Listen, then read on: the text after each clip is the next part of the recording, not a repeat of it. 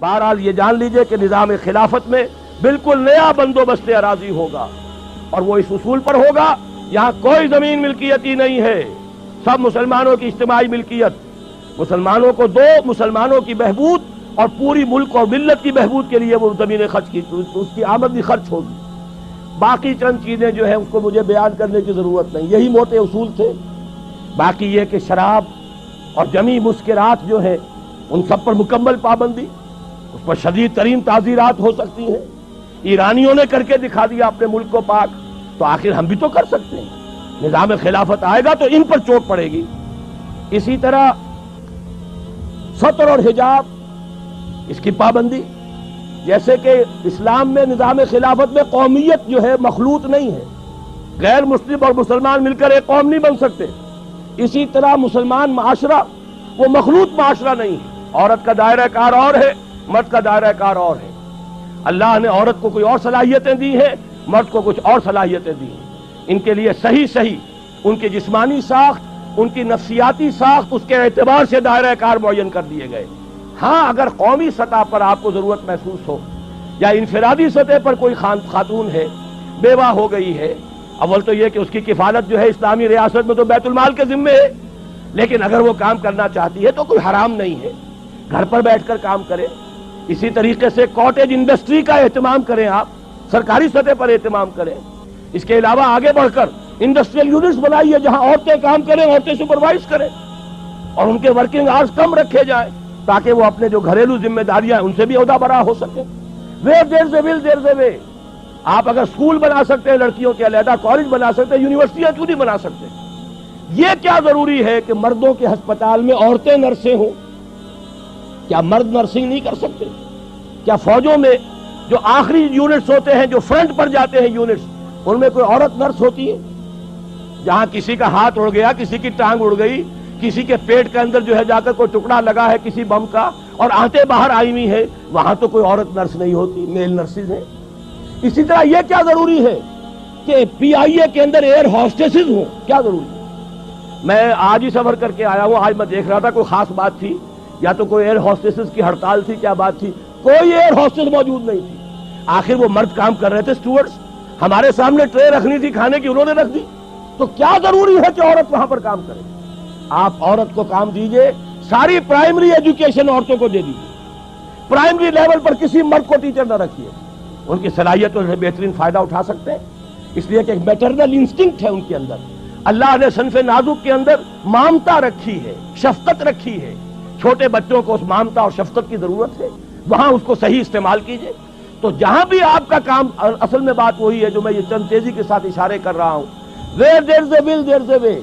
ارادہ ہو جائے کہ ہمیں چلنا ہے شریعت پر، ہمیں پیروی کرنی ہے محمد کی صلی اللہ علیہ وسلم، میرا دعویٰ ہے۔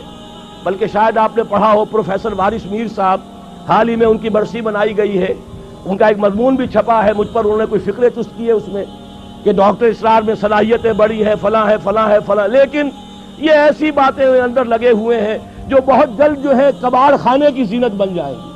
حالانکہ وہی پروفیسر وارث میر ہیں، میں ان کے گھر پر جا کر حاضر ہوا، انہوں نے ایک مرتبہ ایسی باتیں پہلے بھی کہی تھی، میں نے کہا میں آپ سے یہ بات کرنے آیا ہوں، مجھے بتائیے کون سا مسئلہ ہے جس کا حل میں آپ کو نہیں بتا سکتا کتاب و سنت کے دائرے کے اندر؟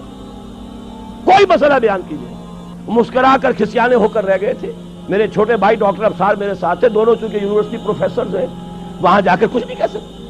مجھے بتائیے کون سا مسئلہ ہے، میں آپ کو آپ کے گھر آ کر کہہ رہا ہوں کہ مجھے بتائیے کون سا مسئلہ ہے جو شریعت کے دائرے کے اندر رہ کر حل نہیں ہوتا۔ اگر اس کا حل موجود ہے تو پھر ہمیں شریعت کی پابندی کرنی ہے۔ بہرحال یہ بات جان لیجئے، یہ نظام خلافت یہ ایک بہت ہماگیر تبدیلی ہے، سطحی تبدیلی وہ تو ضیاء الحق صاحب نے بھی بہت کر لی، اس کا کچھ حاصل نہیں ہوا، اس سے سوائے بدنامی کے اور کچھ حصے میں نہیں آیا۔ ٹوٹل چینج، اب میں بتانا چاہتا ہوں توکل صاحب کو، یہ ٹوٹل چینج الیکشن سے نہ آج تک دنیا میں آیا ہے، نہ آ سکتا ہے، ناممکن، ٹوٹل چینج نہیں آ سکتا۔ الیکشن سے ٹھیک ہے بحران رفع ہو جائے گا، جو بھی اس وقت ہمارے یہ کرائسس تھا وہ ختم ہو جائے گا، میں ویلکم کر رہا ہوں، میں نے ہمیشہ تائید کی ہے۔ 1980 سے لے کر آج تک میں ریکارڈ پر ہوں کہ میں نے کہا الیکشن ہونے چاہیے۔ میں وہ واحد شخص ہوں شورا کے اندر کھڑے ہو کر میں نے کہا تھا ضیاء الحق صاحب کی شورا میں، اگر آپ نے یہاں پر سیاسی عمل کو روکے رکھا تو آپ دہشت گردی کے لیے جواز فراہم کر رہے ہیں۔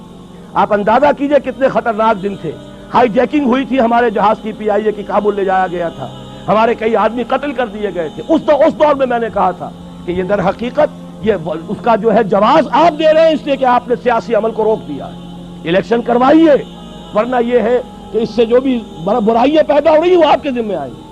اور اس سے پہلے، یہ تو 82 کی بات عرض کر رہا ہوں، 80 میں پہلی ملاقات ہوئی تھی اور میں نے کہا تھا کہ اگر آپ نے اس پولیٹیکل پروسیس کو روکے رکھا تو پاکستان کے لیے میں اسے سوسائڈل سمجھتا ہوں۔ یہ میرے الفاظ میں ریکارڈ پر ہیں۔ پھر 1982 کے دسمبر میں میں نے خط لکھا تھا جو جنگ میں بھی چھپ گیا تھا۔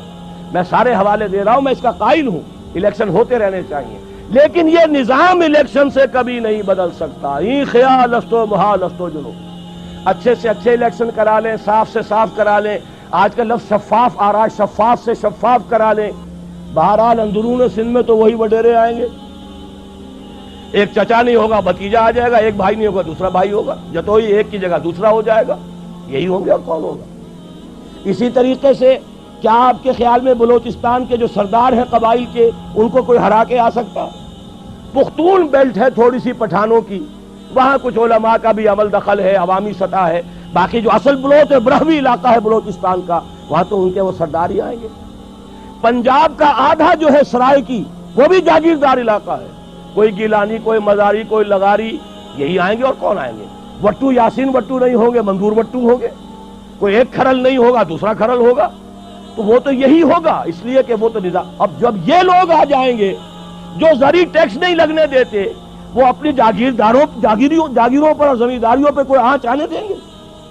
تو ناممکن ہے، محال ہے۔ اس کے باوجود میں نے کہا ہے اگر یہ مذہبی جماعتیں تمام جمع ہو جائیں ہم سپورٹ کریں گے۔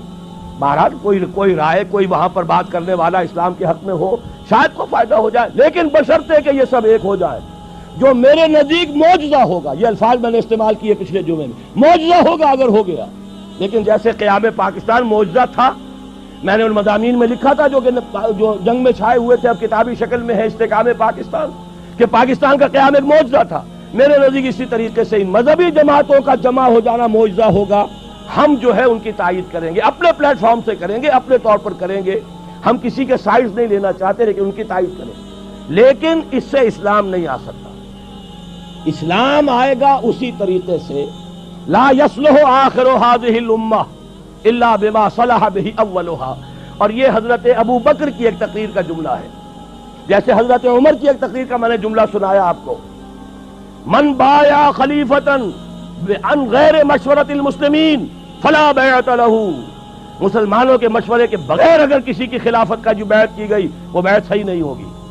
اسی طرح حضرت ابو بکر کا قول سنا رہا ہوں، حضرت عمر کو جب انہوں نے مسلمانوں کے مشورے سے اپنا جانشین بنایا تو خطبہ دیا، اس خطبے میں آپ نے فرمایا ان ھذا الامر، مسلمانوں یہ جو ہمارا معاملہ ہے دین کا اور خلافت کا، لا یصلح آخرہ الا بما صلح به اولہ، اس کے آخری حصے کی اصلاح نہیں ہوگی مگر صرف اس طریقے سے جس سے پہلے حصے کی اصلاح ہوئی۔ اور اسی کو امام مالک نے نقل کیا، لا یصلح آخر هذه الامہ الا بما صلح به اولها۔ کوئی بات میں کہہ رہا ہوں، حضور نے کیسے کیا، ہم کیسے کریں گے؟ دیکھیے حضور نے پہلے کام کیا کیا، ایمان کی دعوت بدریہ قرآن، پہلا کام یہی تھا، دعوت ایمان بدریہ قرآن۔ آج ہمیں دعوت تجدید ایمان کرنی ہے بدریہ قرآن، تجدید ایمان، اس لیے کہ ہم ویسے تو مسلمان ہیں، لیکن جیسے کچھ مسلمان ہیں وہ مجھے بھی معلوم، آپ کو بھی معلوم، ایمان کہنے کو ہے، عقیدہ ہے، کتنا کچھ یقین حاصل ہے وہ آپ کو بھی معلوم، مجھے بھی معلوم، لہذا اصل ضرورت ہے تجدید ایمان۔ اور تجدید ایمان بھی وہ جنس نہیں ایمان جسے لے آئیں دکانیں فلسفہ سے، ڈھونڈے سے ملے گی عاقل کو یہ قرآن کے سی پاروں میں۔ تو جو آپ فرما رہے تھے توکل صاحب کہ میں 25-30 برس سے لگا ہوا ہوں، تو واقعہ یہ ہے اس کا اکثر و بیشتر میرا حصہ قرآن کے پڑھنے پڑھانے میں گزرا ہے۔ ہماری تراویح 6-6 گھنٹے رات چلتی ہے دورہ ترجمہ قرآن کے لیے، ہماری قرآن کانفرنسیں ہیں، قرآنی انجمنیں ہیں، انجمن خدام القرآن، قرآن اکیڈمیز ہیں، قرآن کالج ہے، قرآن تربیت گاہیں ہیں، درس قرآن کے کیسٹس ہیں، آڈیو ہیں، ویڈیو ہیں۔ میری زندگی کا بیشتر حصہ شادم از زندگی خیش کے کارے کردم، بہت مطمئن ہوں میں، میرے پاس کوئی جائیداد نہیں۔ ابھی میں ویزا لینے گیا تھا تو وہاں پر جو خاتون تھی ایک کینیڈا کی، انہوں نے پوچھا آپ کی آمدنی؟ میں نے کہا آئی ارن نتھنگ. حیران ہوئی. میں نے کہا اور بات سن لو، آئی اون نتھنگ. میری کوئی جائیداد نہیں، میری کوئی آمدنی نہیں. مرکزی انجمن خدام القرآن ہے، اس کے ایک کوارٹر میں میں رہتا ہوں. میری سہولتیں مجھے وہاں سے حاصل ہیں. 2 وقت کی روٹی یہ میرے بچے ہیں جو کنٹریبیوٹ کر دیتے ہیں، اس سے میں کھا رہا ہوں. اس لیے کہ میرا ایک مکان تھا، وہ میں نے بیچ کر ان کے لیے چھوٹے چھوٹے 3 کمرے کے 4 کوارٹر بنا دیے ہیں، اور وہ ان کے نام کر دیے. میرے نام پر، میری بیوی کے نام پر 1 پیسے کی جائیداد نہیں، کسی کمپنی کا کوئی 1 پیسے کا حصہ نہیں، کہیں میرے پاس کوئی بانڈز نہیں. اللہ بچائے رکھے اس لعنت سے. اور نہ کہیں کوئی میرے ہاں اس طرح کی اور کوئی شے موجود ہے. تو یہ اچھی طریقے سے جان لیجئے، میں نے زندگی لگائی ہے، اسی کام کے لیے لگائی ہے. مجھے کوئی احساس محرومی نہیں ہے. روٹی مجھے ملتی رہی ہے، آج تک فاقہ نہیں آیا ہے. رزق اللہ نے اپنے ذمہ رکھا ہوا ہے، لیکن میری توانائی لگی ہے میکسیمم قرآن پڑھنے اور پڑھانے میں. خیرکم من تعلم القرآن وعلمہ. اور یہ کس لیے کیا؟ جب انجمن خدام القرآن لاہور کی قائم کی تھی، اس کے دیباچے میں لکھ دیا تھا کہ میں صرف انجمن بنانے کا قائل نہیں ہوں، میرے پیش نظر اقامت دین کی فرضیت ہے. میں ایک جماعت قائم کرنا چاہتا ہوں. یہ پہلا قدم ہے مرکزی انجمن خدام القرآن کا، اور یہ 1972 کی بات ہے، آج سے 21 برس قبل کی جو میں آپ کو بتا رہا ہوں. بہرحال پہلا کام وہی ہے جو حضور نے کیا. فرق یہ ہے وہ کافر تھے، انہیں قرآن کے ذریعے سے ایمان کی طرف دعوت دی گئی. ہم مسلمان ہیں، ہمیں قرآن کے ذریعے سے تجدید ایمان کی دعوت دینی ہے. مرحلہ 1 ہی ہے، اس میں کوئی فرق نہیں. نمبر 2 وہ جو حدیث میں سنا چکا ہوں، آمرکم بخمس بالجماعت والسمع والطاعت والہجرت والجہاد فی سبیل اللہ. اب جو لوگ واقعتاً شعوری ایمان اختیار کریں، شعوری طور پر فیصلہ کریں کہ مسلمان جینا ہے، مسلمان مرنا ہے، ان صلاتی و نسکی و محیای و مماتی للہ رب العالمین، یہ طے کریں نا پہلے. صرف جلسوں سے تو نہیں ہوگا، یہ تو ہوگا تو پھر کچھ کرنے سے ہوگا. اور کرنے کے لیے میدان میں وہ آئے جو پہلے اپنی ذات پر اپنے گھر میں دین نافذ کر چکا ہو. اگر یہ نہیں ہے تو جھوٹا ہے، فریبی ہے، اسلام کا نام لیتا ہے. تو اپنی ذات پر اپنے گھر میں اسلام قائم کرو اور پھر جڑ جاؤ. ایک مل جل کر ایک جمعیت بنو، ایک طاقت بنو، ایک قوت بنو، جماعت بنو، حزب اللہ بنو. آمرکم بخمس، میں تمہیں 5 باتوں کا حکم دے کر جا رہا ہوں. جماعت کی شکل میں رہو، جماعت بھی ڈھیلی ڈھالی نہیں. بالجماعت والسمع والطاعت، سنو اور اطاعت کرو، لسن اینڈ اوبے. ایسی منظم جماعت. یہ منظم جماعت کیا کرے گی؟ ہجرت اور جہاد. ہجرت کے بارے میں پوچھا گیا، ای الہجرت افضل یا رسول اللہ، اے اللہ کے رسول یہ بتائیے سب سے افضل ہجرت کون سی ہے؟ فرمایا ان تہجر ما کرہ ربک، ہر اس چیز کو چھوڑ دو جو تمہارے رب کو پسند نہیں. یہی وجہ ہے میں نے جب جماعت تنظیم اسلامی کے نام سے قائم کی ہے، اس تنظیم اسلامی کی جماعت میں جو عہد نامہ ہے اس میں شمولیت کا، اس کی پہلی شق یہی ہے، انی اعاہد اللہ، میں اللہ سے ایک عہد کرتا ہوں، ان اہجر کل ما یکرہہ، ہر اس چیز کو چھوڑ دوں گا جو اسے ناپسند ہے. یہیں سے شروع ہوگی ہجرت. اسی کو کہا ہے یہ سب سے اونچی ہجرت ہے، افضل ہجرت ہے. اور اس کے بعد جہاد ہے، تن من دھن لگاؤ اللہ کے دین کے لیے، اللہ کے دین کی سربلندی کے لیے. اور اس کے 3 مرحلے آئے ہیں ہماری ایک حدیث کے اندر. تم میں سے جو کوئی بری کو دیکھے، حدیث بہت عام ہے، سب کو یاد ہوگی. اس کا فرض ہے طاقت سے روکے، اور اگر اس کی ہمت نہیں ہے زبان سے روکے، اس کی بھی ہمت نہیں ہے تو دل سے نفرت ضرور رکھے، اور یہ ایمان کا کمزور ترین درجہ ہے. ظاہر بات ہے اس جماعت میں، تنظیم اسلامی میں، اس حزب اللہ میں، اس خلافت کو قائم کرنے والی آرگنائزیشن میں وہی لوگ آئیں گے جنہیں بدی سے نفرت ہے اور نیکی چاہتے ہیں کہ قائم ہو جائے. وہ معاونین کی تحریک ہم نے رکھی ہے، تحریک خلافت کے معاونین. تنظیم میں آنے کے لیے بیعت ہے، بیعت سمع و طاعت فی المعروف. شریعت کے دائرے کے اندر جو حکم دو گے مانیں گے. وہ حکم کوئی بھی ہو، ہماری طبیعت کے مطابق ہو یا ہماری منشا کے خلاف ہو، شریعت کے خلاف نہ ہو تو مانیں گے. یہ ہماری بیعت ہے تنظیم اسلامی میں شمولیت کی.